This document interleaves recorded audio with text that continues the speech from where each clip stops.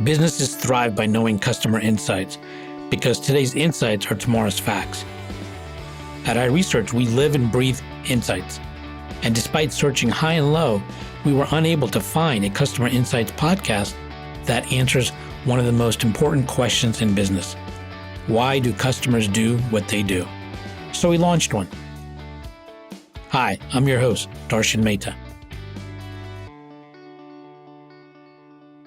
In today's episode, I'm going to be talking to Monish Debnath. He is the co-founder and chief marketing officer at WickedGüd.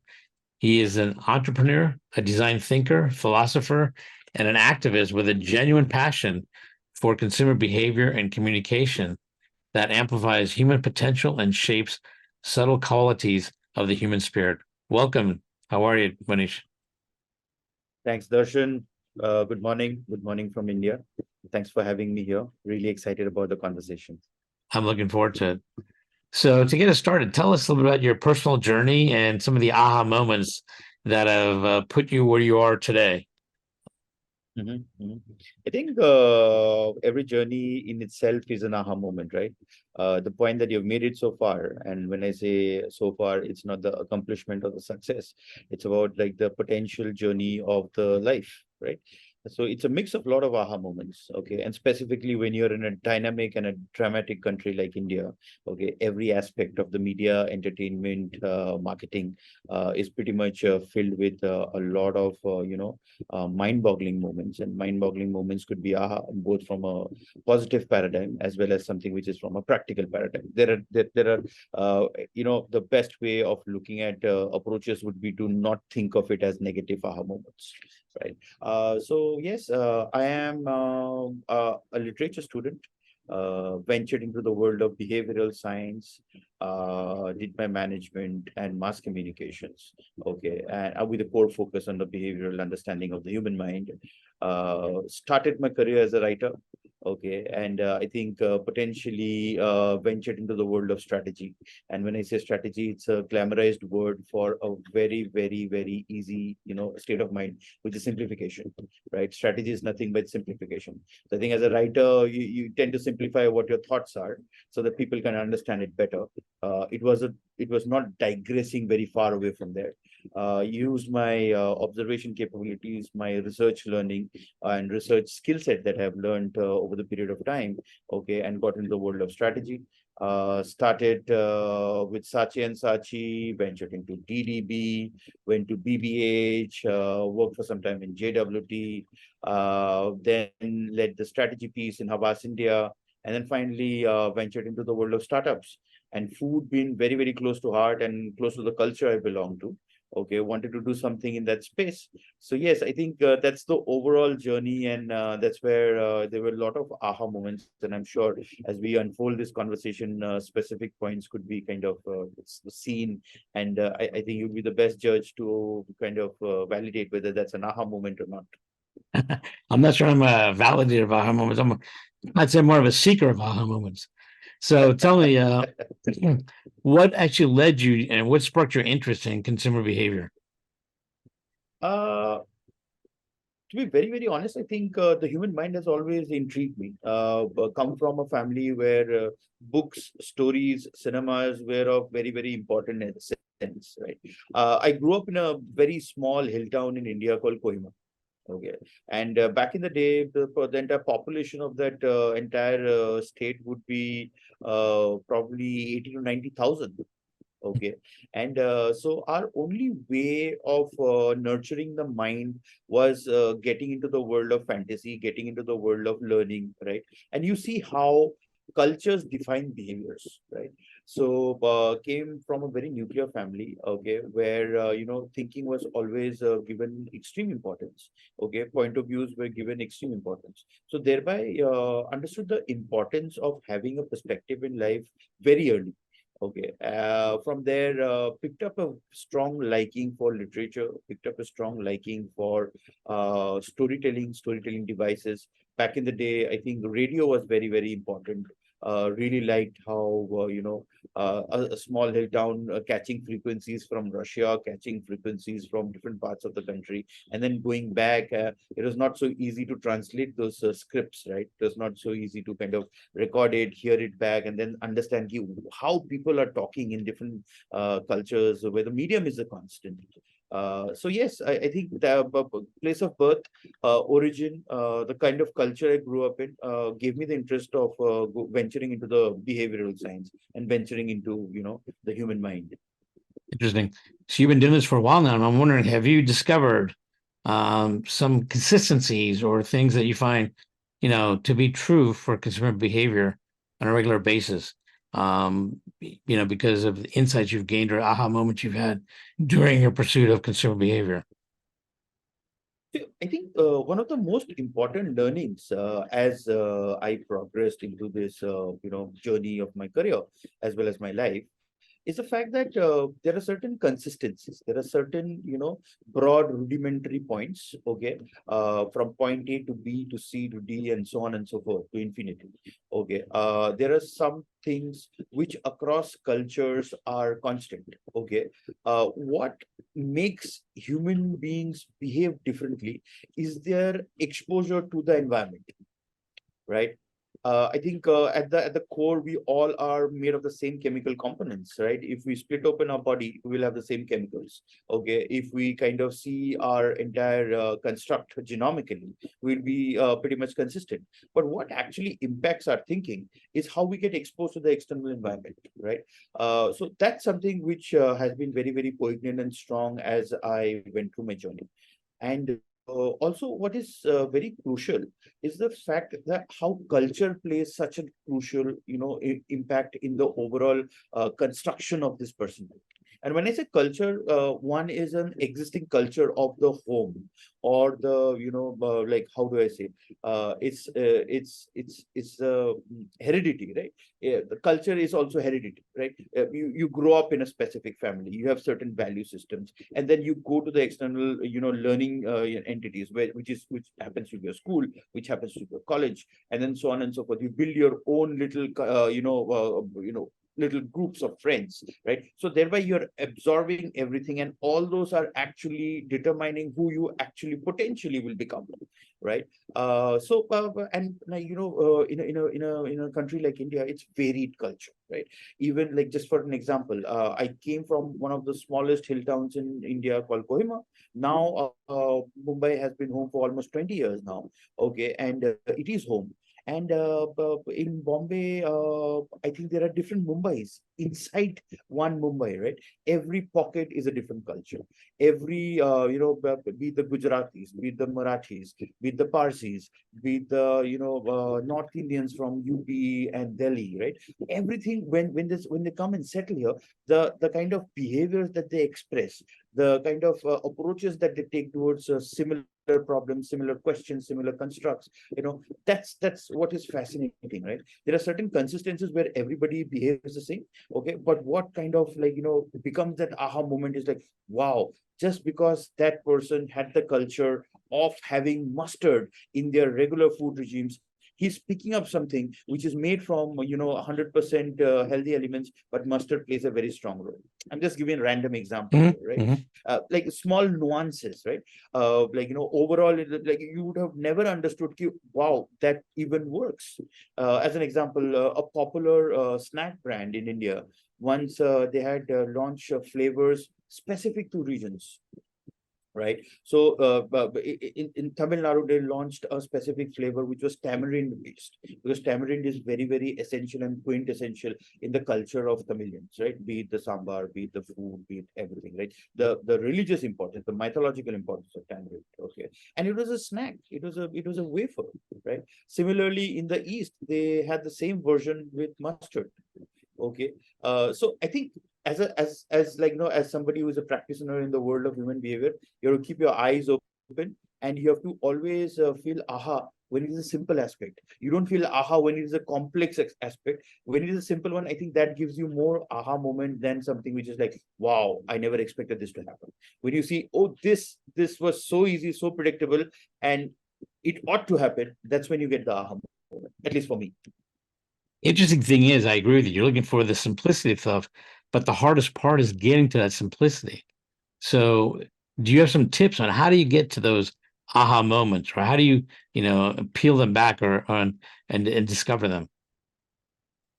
I think learned it over many light years back. The world is all about 1 inch and 1 feet, right? So the trick to find simplified narratives or simplified versions or simplified perspectives is like draw a line which is 1 inch and then dig deeper, which is 1 feet, right? Keep observing, keep unpeeling, take one step behind, because you have to go to the origin point. The thought is not to go ahead. The thought is actually you will get your simplified versions as we digress, as we kind of go back into the origin point.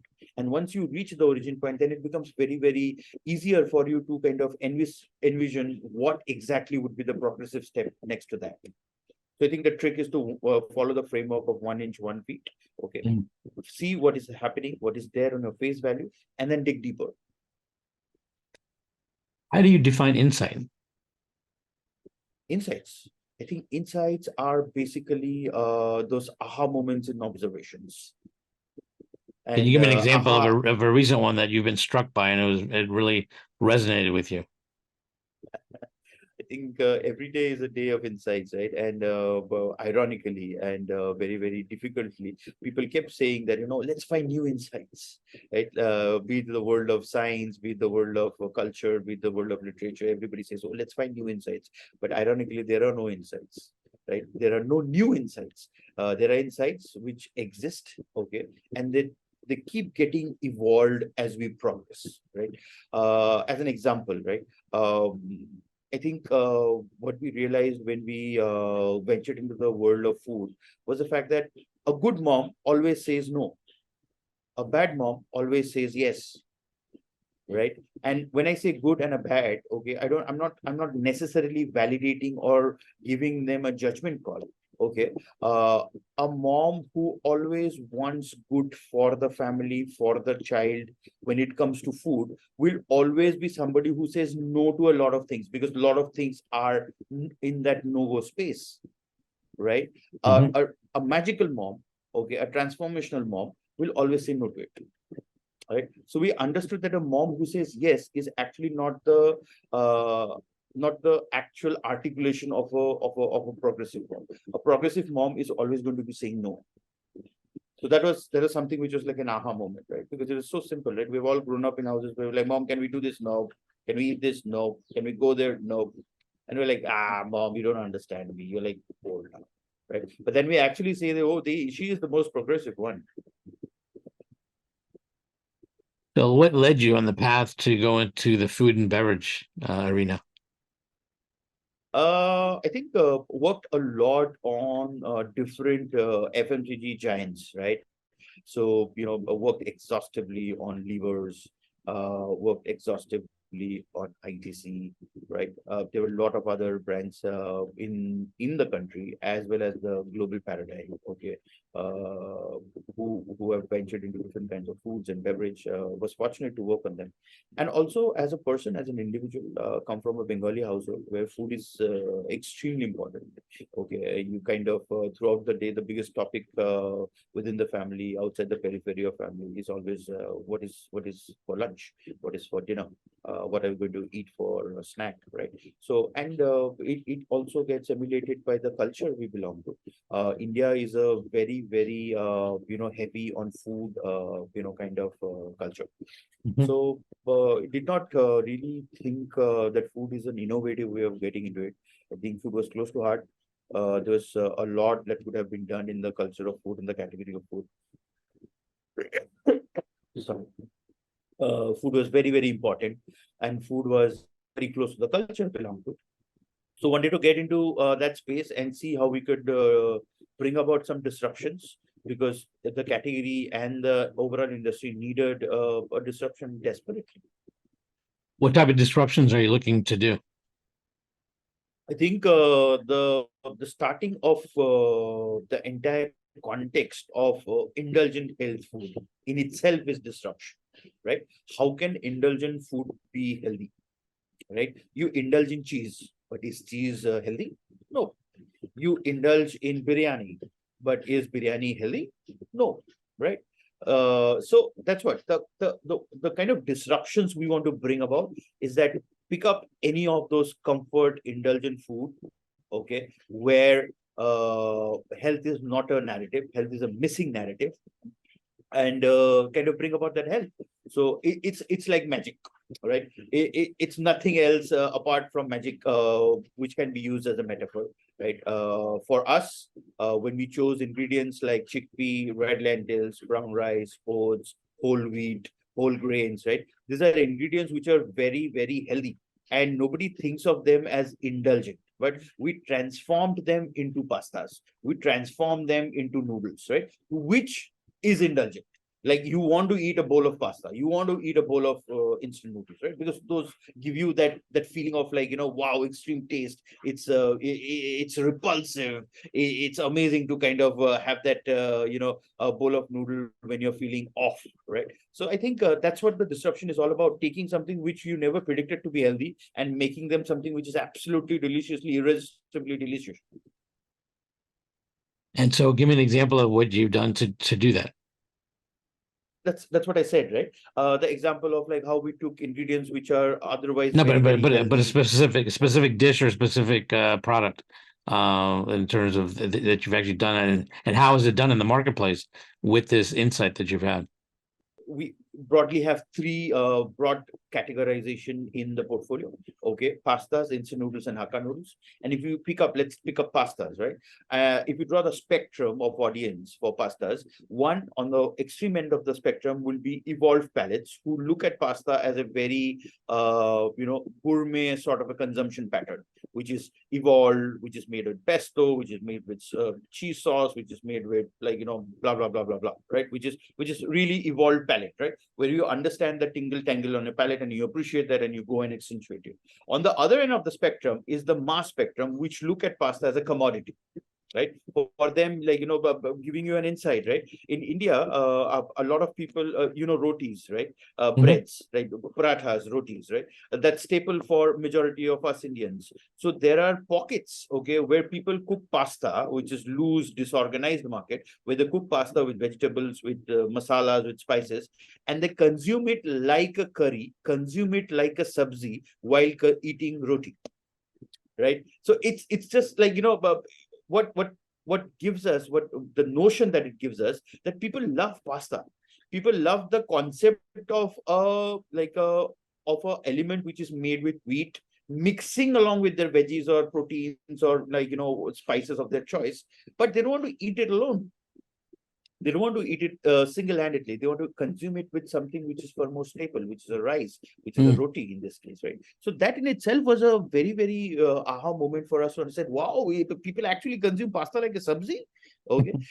So yes, I think when we thought about it, and we have this dal chawal chana, right? But like, in India, if you talk about dal chawal chana, that's constant to across household, across kitchens in different cultures. So whether you come from a Bengali culture, whether you come from a North Indian culture or a Gujarati culture or a South Indian culture, I think lentils play a very important role. Rice plays a very important role, right? Chickpeas play a very important role. So we actually meticulously selected all these healthy ingredients who have got great macronutrient profiles, okay, and then magically using our recipe transformed them into pastas, okay, which otherwise was made with maida, which otherwise was made with chemicals, dough enhancers, right?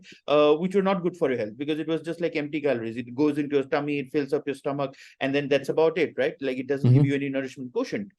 So we actually transformed that entire game. We disrupted that by using ingredients which have higher protein content, higher fiber content, a more balanced macronutrient profile, right? So junk, we kind of took the junk and made it healthy. So we want to kind of accomplish the goal of unjunking, right? So that's a space where we are creating disruptions every day. Interesting. With pastas, with noodles. And which of those are you finding most successful for you in terms of the pastas, the noodles, or which? Early times, very honestly, Darshan, very early. Just been 2 years, okay, and I think every passing day is a new book of consumer behavior, right? Today, if you see the culture, I think people are not loyal. People are not stuck to one brands, right? The offerings have increased, and thereby the choices have increased, and thereby the capabilities have increased, and thereby the intent of experimenting, the intent of exploring is far more higher than it ever could be. So in the same household, there are four different brands of the same commodity that enters, right? And thereby it becomes a very, and it's not a cause and effect that, if you perform, you will succeed, right? Sometimes you have great products, okay, but just because of the cycle of consumption, okay, Mhm. you don't really see repeat purchases over a regular period of time. So if you ask me, okay, I think early times, but we see good absorptions for the good intakes for the instant noodles, okay, the masala variant, which is very hot. The entire pasta range, which is the multi-grain pasta range, the spaghetti, the rigatoni, the penne, Mhm. fusilli, macaroni, those are, kind of getting picked up quite Mhm. Mhm. easily, getting picked up very with a lot of love and affection. Okay, and what happens to be that absolutely curveball is the Hakka noodles. We never thought that Hakka noodles will be such a great performer, but in the path, Hakka noodles turns out to be the best performing, SKU in our entire portfolio, which is a You know, classic Hakka noodle. You don't even sorry, no, you're good. saying something. Yeah, so Hakka noodles is primarily like a very linear classic Hakka noodles, right? Which you boil and then you make your own veggies and your own sauces and everything. So we thought it's a very linear, small offering, but that happens to be something which is like the absolutely bonkers curveball. Interesting.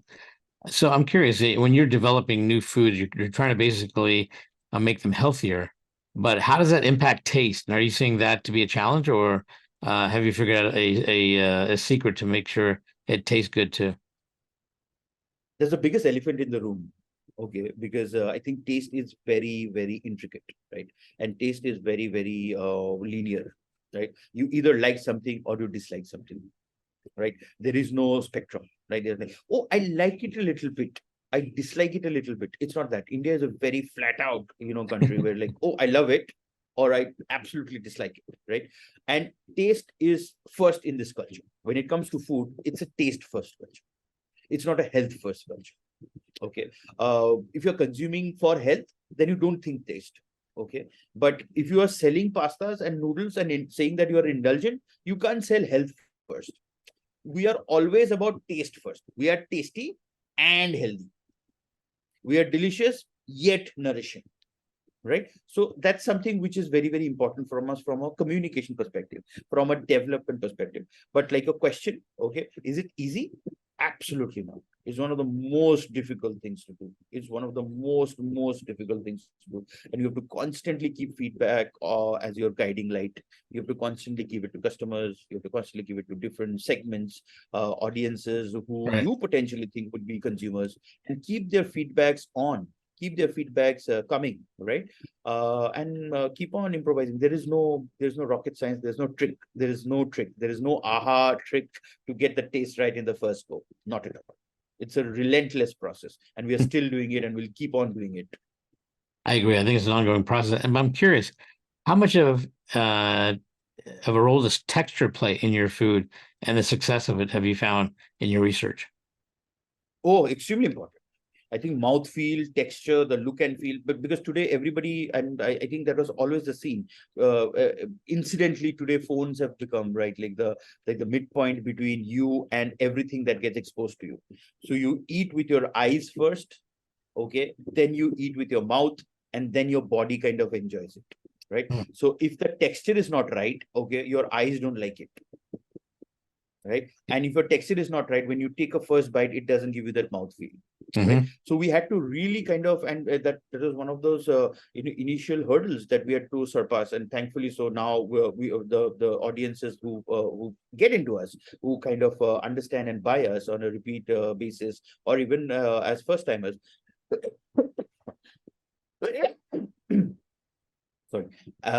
customers who buy us and repeat the pattern, okay, are people who are far more cognizant that, like look at pasta. The world eats pastas as al dente, which is half cooked, right? But like, it's not properly mashed cooked. But in India, people prefer their food like overcooked. Right. And when you are having ingredients like lentils, chickpea, and grains, right? Basically, so there's no binding agent. That it doesn't hold together. So thereby, when you boil it for a certain amount of time, it kind of breaks. Thereby, the texture goes for a toss. Thereby, the experience goes for a toss. Thereby, the customer behavior is kind of turbulent, and thereby you lose that customer. Right? It's very important for us to kind of go upfront. So we kind of, in our product photography, also in our packaging, also if you see our packaging, we've kind of given a real life example where exclamation is an element of surprise. Okay, and we have taken that exclamation as a window into the world of pastabilities. So if you see the pack, there's an exclamation which is transparent, and you can see through the product, giving them the feeling of the texture, the color, the aura. Because India is again a culture where people want to see. People take cartons and they shake it, right? And like, oh, but the stuff inside. So it's a very sensory related thing. So I think you're right. Texture is absolutely imperative in the journey that we have undertaken. So what's your next step with your business? Where do you want to see it go? I know you obviously want to make some more sales and things like that, but in terms of product offerings or categories, are there some areas you're eyeing that you think are a great opportunity to make healthier but still tasty, and obviously have good texture? We want to become a synonymous brand to taste, a synonymous brand to delicious quotient, right? Whatever we get into, whatever categories we venture into, I think we want to stand for that. This is the tastiest pasta. This is the tastiest healthy noodle. We are venturing into interesting categories like pop chips. We're getting into categories like chocolate spreads, okay, which are indulgent, kind of impulse purchases like chips. Nobody eats chips for health. Nobody, has a chocolate spread for nourishment, right? We've brought about the construct and the narrative of nourishment even in those categories. So I think if you ask me, where do we want to stand? What do we want to do? Okay, we want to stand and we want to be this epitome of taste in the market where health is given as a, like, it's a redundant thing that you're giving in. We don't want to be health first, we want to be taste first without a compromise on health. And so what things have you seen change in the consumers post-COVID? Have there been any changes that you're seeing in terms of food consumption or desire to have certain types of foods? I think it's a very, very broad question. It's a very broad aspect, right? I think the whole world has been changed by the pandemic and the COVID, right? People have identified the importance of health. People have identified the importance of immunity. Okay, they have made healthier choices, more mindful choices. At the same time, people have also made this absolutely wild assumption that life is short, so let's indulge, right? So we've got both spectrums, right? One which is very, very, like, so what has happened is it has become a more balanced approach, right? Initially, there were people who used to be only towards health and nourishment and healthy eating and home food, and people who are only indulging and going out and devouring themselves in absolute junk food, right? What this COVID has actually impacted the behavior is they've given a balance of both, that you have to eat healthy so that you are healthy, you have nourishment, you have more stronger immunity, but at the same time, life is short. So you don't know what is going to hit you next, right? So thereby enjoying and indulging is also becoming very, very quintessential part of your regular spectrum.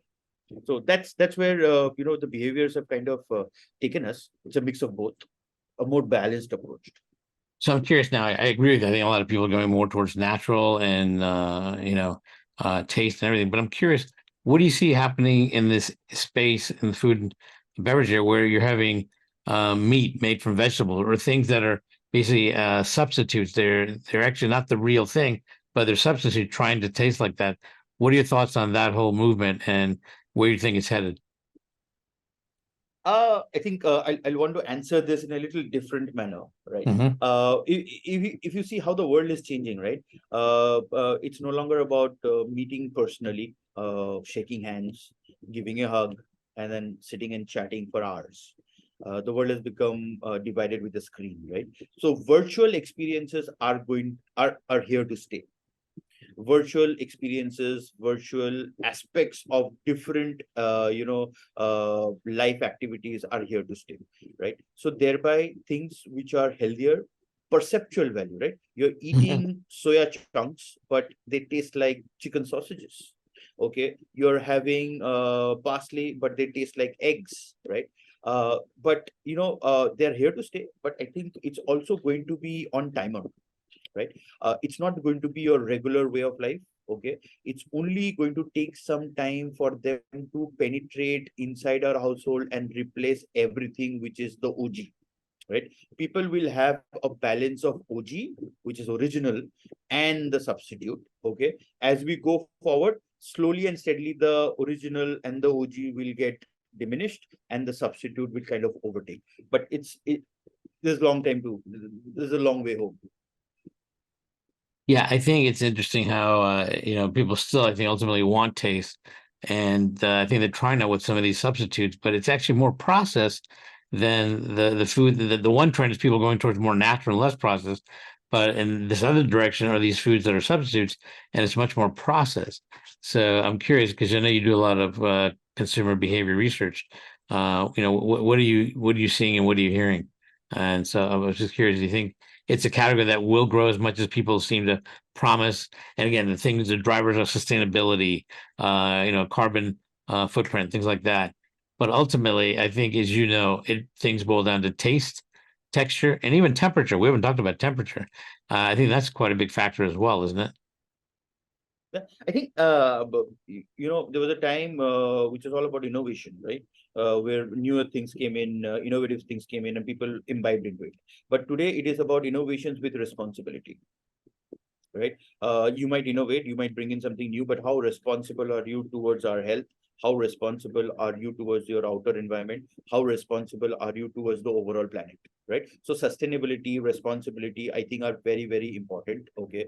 As a matter of fact, in Havas, we are working on a meaningful brand study, a report in 2020 called Overwhelming Optimism, right? During the peak pandemic and lockdown, we released this report called Overwhelming Optimism.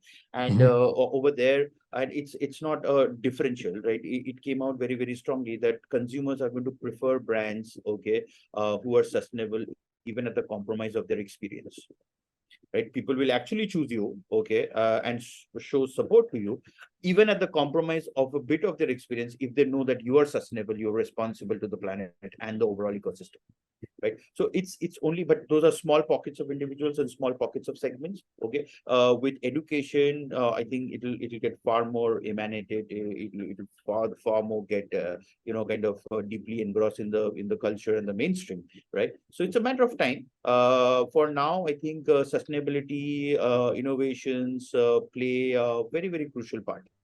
So what do you see happening, and what areas of the food industry are interesting you most now, or even just consumer behavior?